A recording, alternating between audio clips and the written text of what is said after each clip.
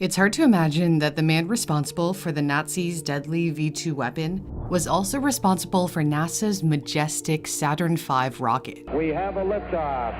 Liftoff on Apollo 11. Wernher von Braun is one of the most controversial scientists in history. He wasn't just any scientist at NASA, he was the scientist who got us to the moon. So how did the man who worked for Adolf Hitler become an American hero?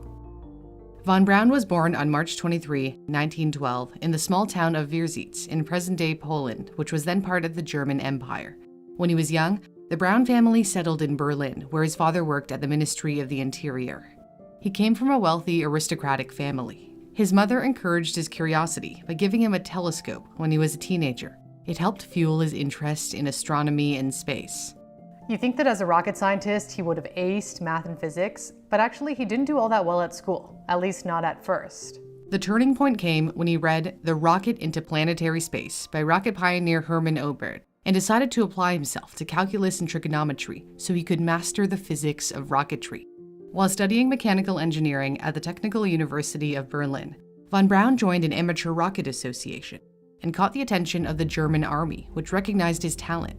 They offered to finance his PhD research if he helped develop liquid fuel rockets for the military. He got his doctorate in 1934, a year after Hitler came to power. With war on Hitler's mind, rocketry became a top priority for the German government. And who better to lead the program than von Braun, whose ambitions were out of this world? While a student, he attended a presentation by Swiss physicist Auguste Piccard, famous for his hydrogen balloon flights. Afterward, von Braun approached Piccard and said, I plan on traveling to the moon at some time. Piccard is said to have responded with encouragement. Although he would never go to space himself, von Braun is responsible for getting the first humans to the moon on the Apollo 11 mission in 1969. At the time, the American public knew very little, if anything, about his past as a member of the Nazi Party and an SS officer. There is no existing photo of von Braun in which you can clearly see him in his uniform. The closest is this photo of him wearing the Nazi Party badge on his suit lapel, although even this isn't all that clear. The US government largely hid his background until after his death. He was among hundreds of German scientists, engineers, and technicians recruited as part of Operation Paperclip at the end of World War II. Although President Truman forbade recruiting Nazi members or supporters, US intelligence agencies eliminated or whitewashed incriminating evidence of possible war crimes from their records. Von Braun was the star recruit. He was the brains behind the Nazis' V-2 ballistic missile, the first object to go into space, defined as 62 vertical miles out or 100 kilometers, and effectively launched the space age. Von Braun led the team that developed the V-2 at a secret laboratory at Peenemünde, located on a northern German island. From there, they built and tested the rockets by launching them into the Baltic Sea. The V in V-2 stands for the German word Vergeltungswaffen, which means vengeance. This was vengeance weapon number 2. V-2s attacked Allied cities in retaliation for the Allied bombings against German cities. They were used in the latter stages of the war and were a last-ditch effort by the Germans to ward off defeat. The V-2 was a totally new kind of weapon. It was the world's first large-scale liquid propellant rocket. Instead of weapons with 100 pounds of thrust, it had 55,000 pounds of thrust.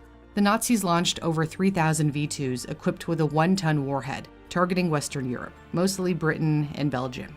They flew at more than 3,000 miles an hour, or 4,800 kilometers an hour, and could reach London in 5 minutes. Because they came in at over 3 times the speed of sound, the V-2 made absolutely no sound until after it hit, so it crashed and exploded without warning. It is estimated to have killed between 5,000 to 9,000 civilians and soldiers. Yet, more than twice as many people are believed to have died producing them. The Nazis forced prisoners from concentration camps to build the rockets at the Mittelwerk factory underneath a mountain in central Germany to avoid enemy air attacks. Prisoners did 12 hours a day of back-breaking work, pushing heavy equipment in areas filled with dust and noxious gases from the blasting to widen the tunnels. Conditions were far worse than depicted in this Nazi propaganda photo. They slept in the tunnels they dug. Their only toilets were oil barrels cut in half with boards over them.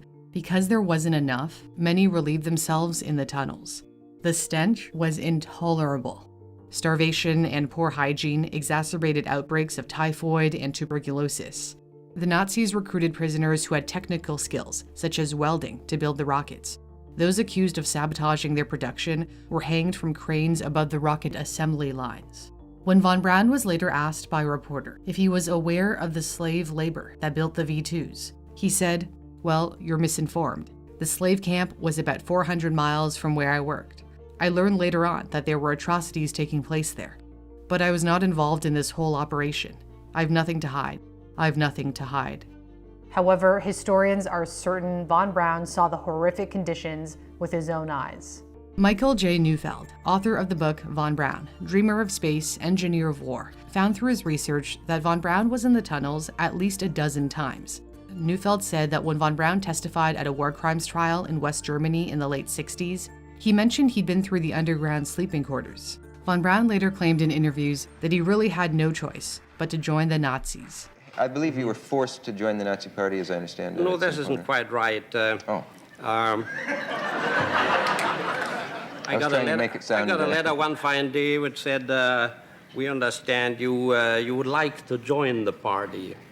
And here's a form, an application form, but the circumstances were such that the message would have been very loud and clear, had you not sent it in. He continued to stick to the line that he was simply a scientist who wanted to pursue the noble goal of going to space. He would later recall that he never liked Hitler, referring to him as a pompous fool with a Charlie Chaplin mustache. He was also vocal about the fact that he was arrested by Nazi Germany's secret police, the Gestapo, in March 1944, after he went to a party and, while drunk, allegedly said he foresaw the war ending badly for Germany. This was akin to treason, and he was imprisoned for about 2 weeks until Hitler's men released him to continue producing V-2s.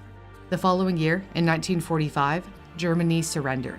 Von Braun had been planning for the post-war era and went south to American-occupied territory in the Alps, where he made the shrewd decision to surrender. The Americans were more than happy to snap up the brilliant mind behind Germany's advanced military arsenal. The US and the Soviet Union had never seen anything like it. They captured many V-2s for research to develop their own space programs, propelling the former Allies into an arms race in the 50s. For 15 years after the war, von Braun worked with the US Army to develop ballistic missiles and launch vehicles, first in Texas before being stationed in Huntsville, Alabama. While settled in America, he sailed to Europe in 1947 to bring back a bride. He married his first cousin, Maria, in southeastern Germany. He was 35, she was 18. They had 3 children. Now here's a model I designed for a 4-stage orbital rocket ship. Von Braun became one of the most prominent advocates of space exploration in the 50s and was even featured in a Disney TV show on space travel. In 1958, President Eisenhower created the National Aeronautics and Space Administration, NASA, a federal agency dedicated to space exploration. The US didn't want to fall behind the Soviets, who surprised everyone by launching Sputnik, the world's first artificial satellite and man-made object, into Earth's orbit in 1957. The following year, America answered by putting its first satellite into space. Explorer is in orbit. Under the direction of von Braun and his team, America's ambitions would be even bigger. President John F. Kennedy gave America the ultimate challenge. I believe that this nation should commit itself to achieving the goal, before this decade is out, of landing a man on the moon and returning him safely to the Earth. Von Braun became the chief architect of the Saturn V rocket that would propel Americans to the lunar surface on July 20, 1969. It's one small step for man, one giant leap for mankind.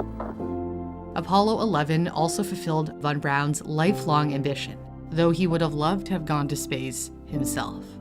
In 1970, when he was prepared to leave Huntsville to take a job with NASA in Washington, he addressed a crowd and said, "My friends, there was dancing in the streets of Huntsville when our first satellite orbited Earth. There was dancing again when the first Americans landed on the moon. I'd like to ask you, don't hang up your dancing slippers." He left NASA 2 years later to work at a private aerospace manufacturing company. He continued to work even after being diagnosed with kidney cancer. The cancer caught up with him, and he was too ill to attend the White House when President Gerald Ford awarded him the country's highest science honor, the National Medal of Science, in 1975. 2 years later, on June 16, 1977, he died of cancer at a hospital in Alexandria, Virginia. He was 65 years old. Von Braun was known for two achievements that were polar opposites. One was part of Hitler's inhumanity, the other, a giant leap for humanity. It's easy to label someone a hero or a villain, to see things as black and white, but real life is complicated, and so was von Braun. What was clear is that above all else, von Braun loved space. While a student, he read an article imagining a trip to the moon and recalled, "It filled me with a romantic urge. Interplanetary travel. Here was a task worth dedicating one's life to. Not just stare through a telescope at the moon and the planets, but to soar through the heavens and actually explore the mysterious universe. I knew how Columbus had felt." Von Braun achieved his dream because of his determination to master calculus and trigonometry so he could understand the physics of rocketry. If you'd like to improve your STEM skills, Brilliant is my go-to platform to improve my critical thinking and problem-solving skills, and it's free for you to try out. I know my viewers love the scientific thinking course, where you can explore the laws of physics and the principles of engineering by learning as you play. I really like that it's super interactive. There's something for everyone on Brilliant, no matter your age or experience level. You can start your algebra journey with an introduction to variables and equations with their pre-algebra course, or begin your math journey by seeing fractions, percents, and ratios in everyday contexts with their everyday math course. If you're ever stuck on a problem, you can view the explanation for more. Brilliant is free for you to try out if you head to my custom link, brilliant.org/newsthink, which is in my description. And the first 200 people who sign up with my link will get 20% off Brilliant's annual premium subscription, which gives you access to all of their course offerings. Thanks for watching. For Newsthink, I'm Cindy Palm.